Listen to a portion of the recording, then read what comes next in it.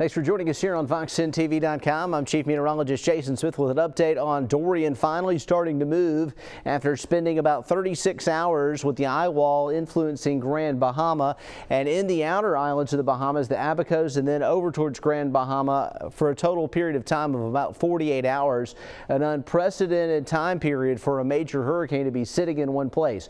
Now it's starting to move. It's getting a little bit more ragged, but the eye very large, the wind field expanding, and the system is holding steady with its strength this afternoon. As we look at the radar imagery here, I want to take a look at the 48-hour radar loop and look how it spent all this time here over Grand Bahama before it finally lifted to the north around lunchtime today. That is a long period of time for a major hurricane to be sitting in one spot, and that's why the damage is so catastrophic in those areas based on the aerial photos we've seen coming in on social media this afternoon. Taking a look at wind shear, there is some higher wind shear values there as we get to the north, so that will enact some weakening, we think. It is moving over some warm water, though. The Gulf Stream showing water temperatures in the middle 80s there, so Dorian could at least hang in there as a Category 2 hurricane as it approaches the Carolinas. It will brush Florida's Atlantic coast with tropical storm force conditions. We're already seeing that this afternoon, but there is some drier air in play.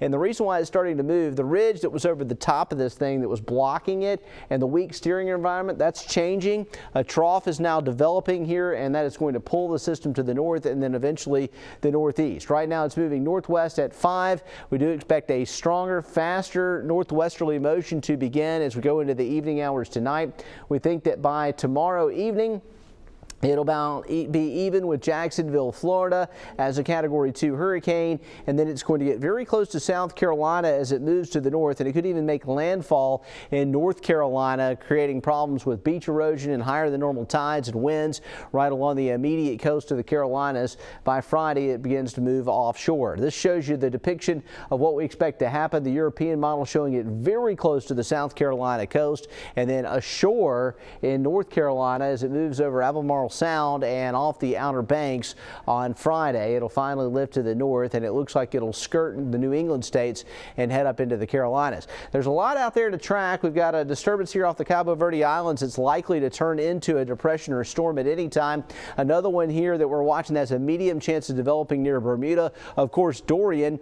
And then we have Fernand here that is in the Gulf of Mexico. That is tracking to the west towards Mexico. And looking at the track here on this one, we expect it to continue to move towards Mexico. Look at the computer models here, pretty unanimous that it pushes to the west there through time. Taking a look at the track on this one, you can see it going inland and dying out over the mountains there at Wednesday about the time of landfall Wednesday evening, and then by Thursday it should be no longer. And of course, a closer look at that one off the Cape Verde Islands. Don't think that'll turn into any kind of problems or concerns for us. Our main issue will be heat, and today we hit 97 at Brookley Field, 94 in West Mobile. It's still hot this afternoon. Tomorrow we could get into the upper 90s with some inland spots near 100, and we could easily hit 100 degrees by the weekend with a heat wave building in our area. Look at the extended forecast and plenty of heat, and these could be record highs Wednesday and again Saturday and Sunday. Based on the record books, we're going to be close or above record highs with these predicted temperatures. Stay cool out there. Good thing is the tropics are quiet for us. We'll keep watching. Sunny through Tuesday in your forecast here on Fox10TV.com.